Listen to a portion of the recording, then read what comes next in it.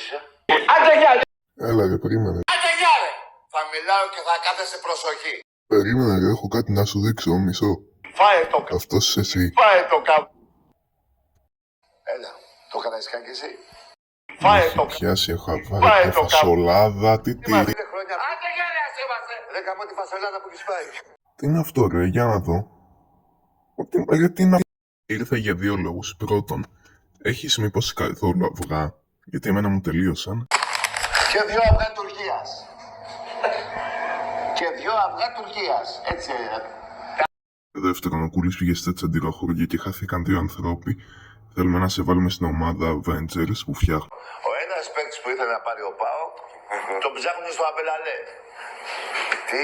Πώς το λένε αυτό, Αμπελαλέ, δεν το λένε. Τι είναι? Ο δεύτερος, μην τον είδατε το... Έστω τουλάχιστον θα μπεις στην ομάδα.